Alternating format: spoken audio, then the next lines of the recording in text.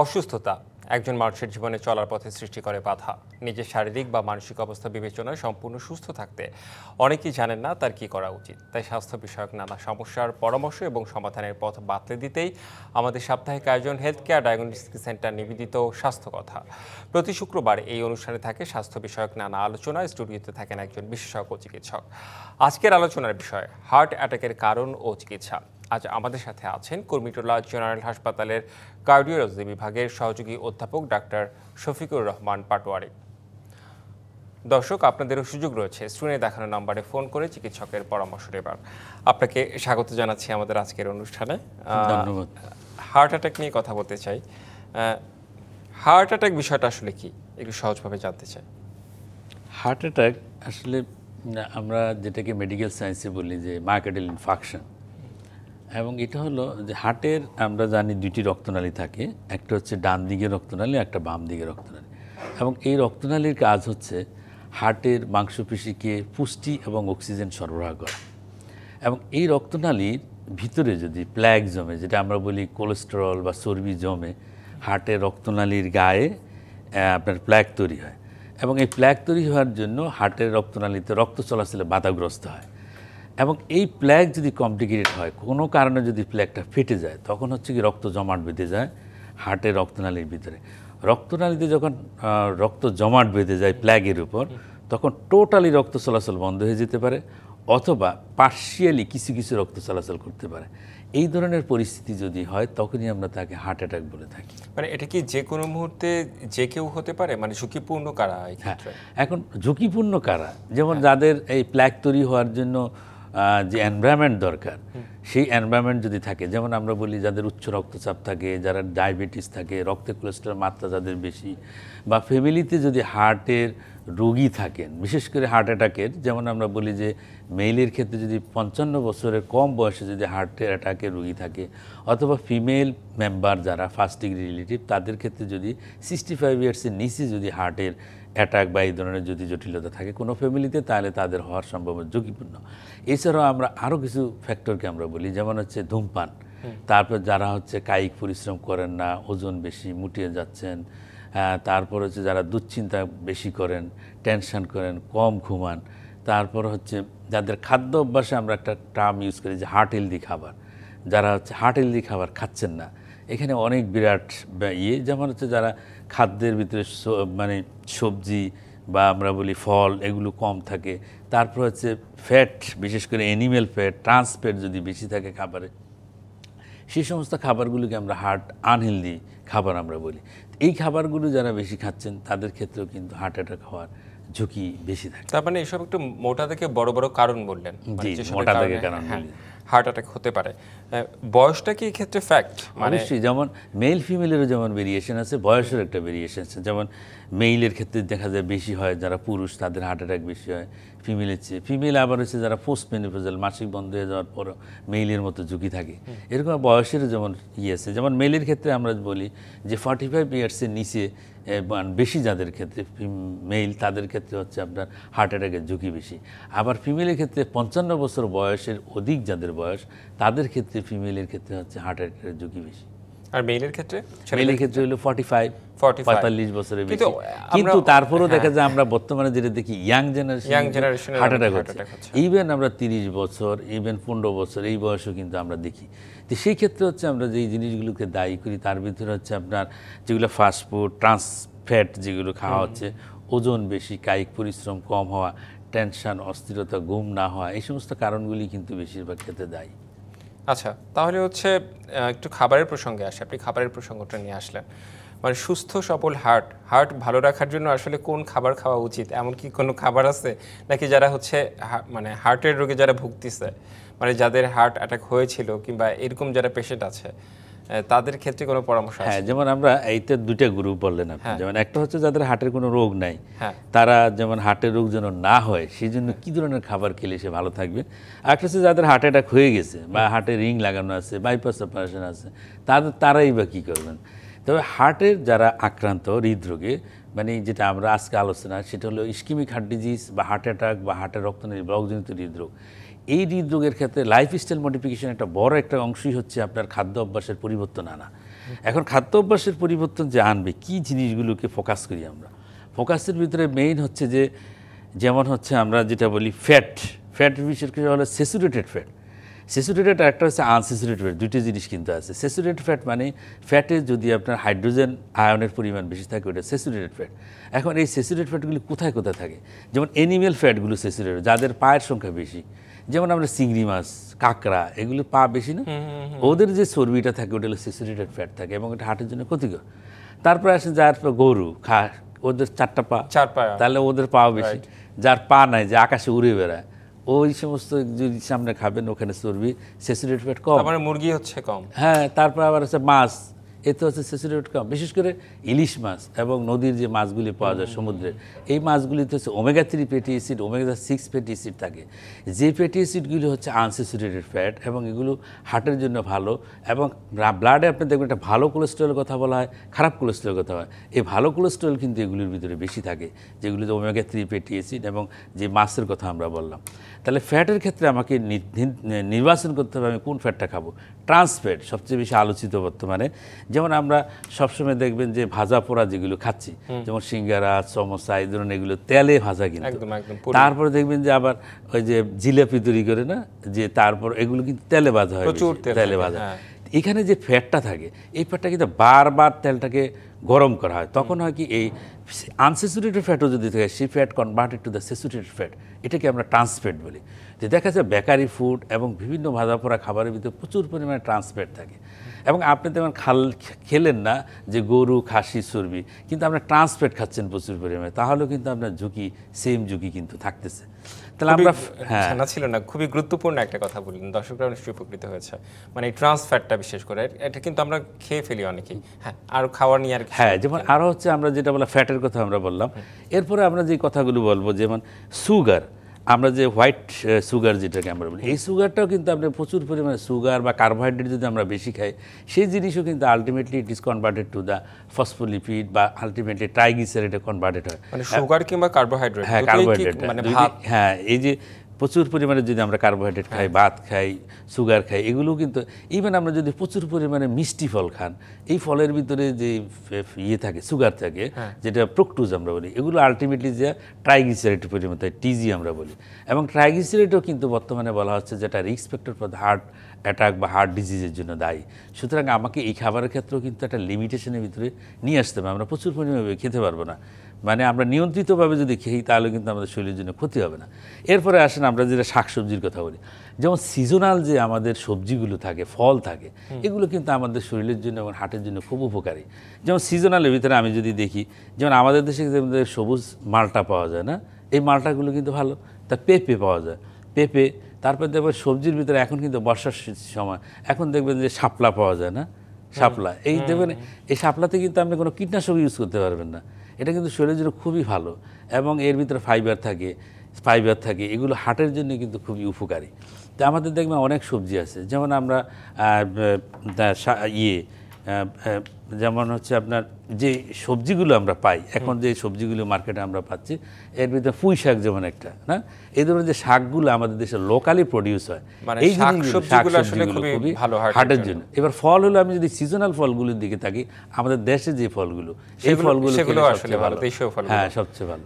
জি, আমরা আরো হার্টের বিষয় নিয়ে আলোচনা করতে চাই। হার্ট অ্যাটাক হলে সেই মুহূর্তে আসলে কি করা উচিত, চিকিৎসা, সেসব নিয়ে কথা বলতে চাই। একটা বিরতিতে আমাদের যেতে হবে।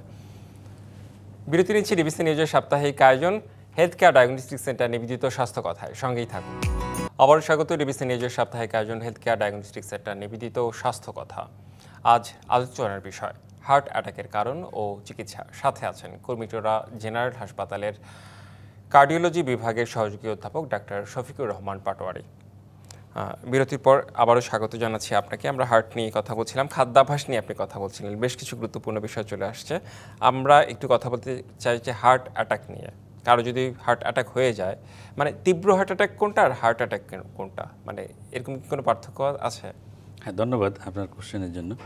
এখানে হার্ট অ্যাটাক যদি হয়েই যায় না, এখানে যেমন তীব্রতা, যেমন আমরা হার্ট অ্যাটাকের অ্যান্টিরিয়র এমআই যেটাকে বলি বা এক্সটেন্সিভ অ্যান্টিরিয়র এমআই, কিছু হার্ট অ্যাটাক আছে খুবই তীব্র। হ্যাঁ, আপনার কথা ঠিক আছে যে কি ওইটার ক্ষেত্রে হচ্ছে ঝুঁকি অনেক বেশি। যেমন সেই ক্ষেত্রে হচ্ছে রোগীর মৃত্যু ঝুঁকি বেশি, তার ব্লাড প্রেশার, পালস এগুলো পাওয়া যাচ্ছে না, যেটাকে আমরা বলি কার্ডিওজেনিক শক আমরা বলি। কখনো কখনো কার্ডিয়াক অ্যারেস্ট হয়ে যেতে পারে যদি ম্যাসিভ হার্ট অ্যাটাক হয় বা তীব্র হার্ট অ্যাটাক যেটা বলেন।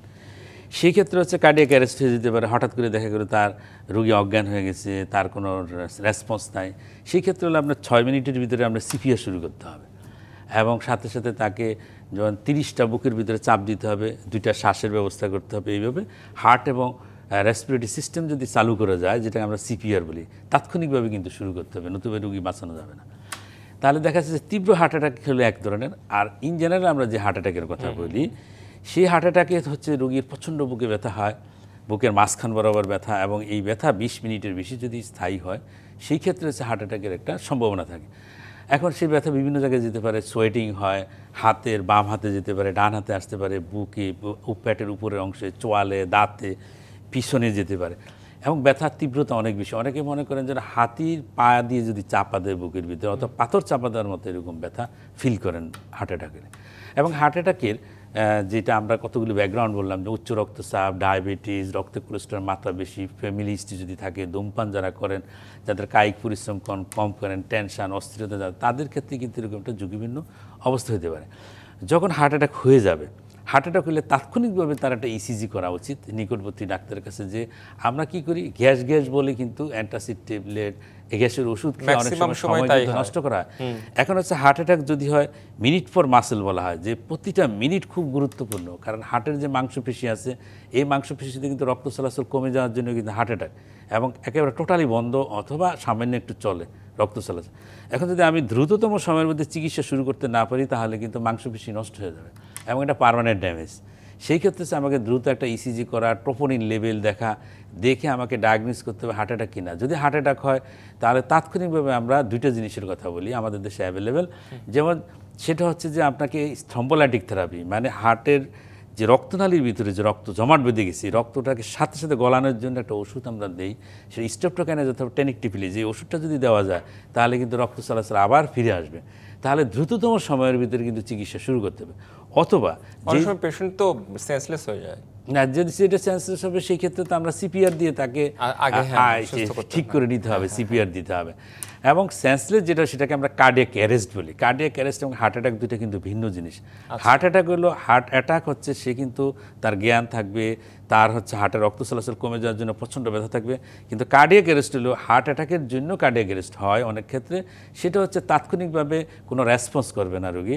আপনি যদি বলেন যে তুমি কেমন আছো, কোনো রেসপন্স নাই, শ্বাসও নিচ্ছে না, তার কিন্তু কোনো পালসও নাই, ব্লাড প্রেশার নাই, এটাকে আমরা বলি কার্ডিয়াক অ্যারেস্ট। আচ্ছা, তামিম ইকবালের কথা, হ্যাঁ, যেটা হচ্ছে কার্ডিয়াক অ্যারেস্ট। কার্ডিয়াক অ্যারেস্ট, হ্যাঁ, তাকে সিপিআর দেওয়ার পর হার্ট অ্যাটাকের জন্য কার্ডিয়াক অ্যারেস্ট, সিপিআর দিয়ে তাকে সেভ করে, তারপর হচ্ছে অ্যানজিওগ্রাম করে তার রিং লাগানোর পর প্রাইমারি পিসিআই যেটা বলা হয়, পিসিআই করার পর সে রেস্কিউ হয়। আচ্ছা, আর হার্ট অ্যাটাক বিষয়টা তো আরেকটু আলাদা। হ্যাঁ, তারপর যেটি বলছিলেন যে আপনারা হচ্ছে ওষুধ খাওয়ান, আর আরেকটা হচ্ছে যে তার হার্ট অ্যাটাক যদি হয়, যেহেতু 100% এবং নিয়ার 100% ব্লক, সেক্ষেত্রে হচ্ছে দ্রুততম সময়ের মধ্যে ওষুধের মাধ্যমে, যেটা স্ট্রেপ্টোকাইনেজ অথবা টেনিকটিপিলিজ ওষুধ দিয়ে রক্ত চলাচলকে স্বাভাবিক করতে হবে। অথবা যদি ফেসিলিটি থাকে, যেমন হৃদরোগ হসপিটালে ফেসিলিটি আছে, এরকম হসপিটালগুলো যেখানে অ্যানজিওগ্রাম হয়, এই সমস্ত হসপিটালে আপনার প্রাইমারি পিসিআই করার ফেসিলিটি থাকে। সেই ক্ষেত্রে হচ্ছে তাৎক্ষণিকভাবে রোগীকে ক্যাথল্যাবে নিয়ে যেতে হবে, নিয়ে যেয়ে অ্যানজিওগ্রাম করে তার ব্লকটা ছুটিয়ে দিতে হবে। ছুটিয়ে দিতে পারলে কিন্তু 90% পেশেন্ট সেফ। তাহলে দেখা যাচ্ছে যে যদি হার্ট অ্যাটাক হয়, সময় নষ্ট না করে দ্রুততম সময়ের ভিতরে রোগীকে ইসিজি এবং ট্রোপোনিন দেখে তার হার্ট অ্যাটাক কিনা সেটা নির্ণয় করে দ্রুততম সময়ের ভিতরে চিকিৎসা শুরু করতে হবে। নির্ণয়টা তো চিকিৎসকরা করবে। লক্ষণটা কি শুধু বুকে ব্যথাই হবে, মানে ব্যথাটা অনেক জায়গায় ছড়িয়ে পড়তে পারে, মানে ব্যথাটাই সবচেয়ে ইম্পর্টেন্ট, যে বুকের মাঝখান বরাবর ব্যথা হবে, এবং সেই ব্যথাটা পাথর চাপা দেওয়ার মতো ব্যথা হবে, এবং ব্যথাটা 20 মিনিট বা তার বেশি সময় থাকবে, এবং বিশেষ করে সাধারণত বাম হাতের দিকে ব্যথাটা যায়, কখনো কোনো ডান হাতে যেতে পারে, পেটের উপরের অংশে চোয়ালে যেতে পারে, ব্যথার সাথে সোয়েটিং হয়, ঘামে যেতে পারেন, তার পাশাপাশি অনেক সময় কারো কারো বমিও থাকতে পারে। এটি মেইন জিনিস হলো কিন্তু ব্যথাই, বুকের ব্যথাটাই হচ্ছে সবচেয়ে গুরুত্বপূর্ণ। আচ্ছা, তাহলে আপনি বলছিলেন যে রক্ত জমাট বেঁধে গেলে, হার্টের রক্তনালীর ভিতরে রক্তনালীর ভিতরে রক্ত জমাট বেঁধে প্রথমে হলো একটা প্ল্যাক তৈরি হলো, মানে চর্বি জমে, তার উপর এটা ফেটে গেল, হ্যাঁ। ফেটে যাওয়ার পর এখানে রক্ত জমাট বাঁধবে, রক্ত জমাট বেঁধে এটাকে টোটালি বন্ধ করে দেবে। মানে শ্বাসনালীতে? না, এটা হচ্ছে হার্টের রক্তনালী। হার্টের রক্তনালীতে, হার্টের দুঃখিত। রক্তনালীতে। হ্যাঁ, হার্টের রক্তনালীতে, তখনই হচ্ছে হার্ট অ্যাটাক হয়। আচ্ছা, হার্ট অ্যাটাকের চিকিৎসার পর সে কি একাধিকবার হার্ট অ্যাটাক হতে পারে একজন পেশেন্ট? হ্যাঁ, যেমন হার্ট অ্যাটাকের রোগীর আমরা চিকিৎসা করলাম, হ্যাঁ, চিকিৎসা করার পর পুনর হার্ট অ্যাটাকের কিন্তু ঝুঁকি থাকে। এখন কেন সে ঝুঁকি থাকবে? ঝুঁকি থাকা হলে যেমন একজন ধূমপান করেন, এখন সে যদি ধূমপান বন্ধ না করেন তাহলে আবার তার হবে। যেমন কি ড্রাগ এডিক্টেড আছেন, যেমন কোকেন, অ্যামফিটামিন, এই সমস্ত ড্রাগ কী করে আপনার হার্টের রক্তনালীকে স্পাজম করে হার্ট অ্যাটাক করে। এখন সে যদি এগুলো থেকে সরে না আসে, না, ড্রাগ এডিকশান, অ্যালকোহল, তারপর হচ্ছে আপনার স্মোকিং, এগুলো থেকে সরে না আসলে, পাশাপাশি হচ্ছে হার্ট অ্যাটাক হলে কিছু ওষুধ তাকে খেতে হবে। এবং দেখা যাচ্ছে যে কিছু ওষুধ দেওয়া হয়, রক্তকে তরল করার জন্য ওষুধ দেওয়া হয়, বিটা ব্লকার জাতীয় ওষুধ, স্ট্যাটিন জাতীয় ওষুধ। এই ওষুধগুলি যদি উনি ঠিকমতো না খান, ওষুধ কিছু খাচ্ছেন আবার খাচ্ছেন না, ঠিকমতো খাচ্ছেন না, ইরেগুলার, অনেক রোগীর ক্ষেত্রে কিন্তু আমরা এরকম দেখি যে একটু ভালো হলে ওষুধ বন্ধ করে দিচ্ছেন। তাহলে দেখা যাচ্ছে যদি ওষুধগুলি যদি ঠিকমতো না খান, ওনার যেটা হচ্ছে লাইফস্টাইল, যেটাকে আমরা চেঞ্জ করার জন্য আমরা বারবার বলি, সেই লাইফস্টাইল যদি উনি পরিবর্তন না করেন, যেমন ঘুম খুব গুরুত্বপূর্ণ। আপনার হচ্ছে রাত 11টার পর থেকে আপনার ভোর পর্যন্ত ঘুমাইতে হবে, ভোর 5টা। এটা হচ্ছে যে অনেক স্টাডি থেকে দেখা যায় যে যদি আপনি এই সময় না ঘুমান, যেমন অনেকে করে কি অনেক রাত্রে যে ঘুমাইতে যান, দিনের বেলা পর্যন্ত ঘুমাচ্ছেন। যারা বেশি রাত্রে ঘুমান এবং দিনের বেশি অংশ ঘুমায় থাকেন, তাদের ক্ষেত্রে হার্ট অ্যাটাক, ব্রেন স্ট্রোকের ঝুঁকি বেশি। তাহলে ধরুন আপনাকে লাইফস্টাইলগুলোকে চেঞ্জ করে আনতে হবে। যেমন ঘুমের আপনার সময় ঠিক করতে হবে, 6 থেকে 7 ঘন্টা অ্যাটলিস্ট ঘুমাইতে হবে। টেনশন, অস্থিরতা, এগুলোর থেকে আপনাকে মুক্ত থাকতে হবে। এবং হার্ট অ্যাটাক তখনই হবে যখনই আপনার রক্তনালীর ভিতরে আপনার প্ল্যাক থাকবে, তার পাশাপাশি আপনার টেনশন, অস্থিরতা, যে কোনো একটা জটিল পরিস্থিতি হইলেই আপনার হার্ট অ্যাটাক হবে। সিম্পেথেটিক অ্যাক্টিভিটির জন্য তখন প্ল্যাকটা ফেটে যায়। যেমন হঠাৎ করে উত্তেজিত হয়ে কথা বললেন, দেখবেন যে তখন বুকে ব্যথায় হার্ট অ্যাটাক হচ্ছে। বাংলা সিনেমায় দেখতাম এরকম। এবং যেমন ফ্যামিলিতে কোনো একটা জিনিসে ঝগড়াঝাটি হচ্ছে, দেখবেন যে বুকে ব্যথায় হার্ট অ্যাটাক হয়ে গেছে। অফিসে কোনো একটা সমস্যা হচ্ছে, খুব মানসিক প্রেশার বা চাপ, উত্তেজনা মানুষের, হ্যাঁ, এই ধরনের পরিস্থিতি কিন্তু।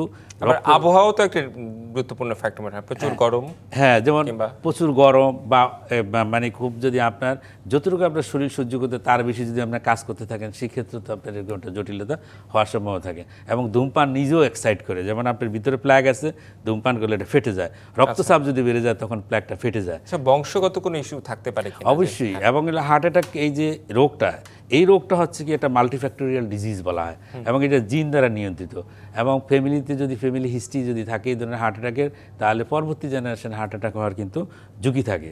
এবং সুতরাং এটা হচ্ছে হেরিটরি, মানে জেনেটিক ফ্যাক্টর, এবং ফ্যামিলিয়াল ফ্যাক্টর কিন্তু এখানে responsible for the heart attack. আর একটু সংক্ষেপে জানতে চাই, ব্লাড প্রেশার কোনোভাবে কি এটার সাথে সম্পর্কিত? অবশ্যই। এবং উচ্চ রক্তচাপ হলো একটা রিস্ক ফ্যাক্টর। যাদের হচ্ছে আপনার উচ্চ রক্তচাপ থাকে, রক্তচাপ যদি নিয়ন্ত্রণে রাখা না হয়, সেই ক্ষেত্রে হচ্ছে রক্তনালীর গায়ে চর্বি জমে, এবং এই যে চর্বি জমে যে প্ল্যাক তৈরি হয়, সেই প্ল্যাক ফেটে গিয়ে হার্ট অ্যাটাকের ঝুঁকি কিন্তু অবশ্যই বেশি। সেক্ষেত্রে অবশ্যই ব্লাড প্রেশারকে নিয়ন্ত্রণে রাখতে হবে।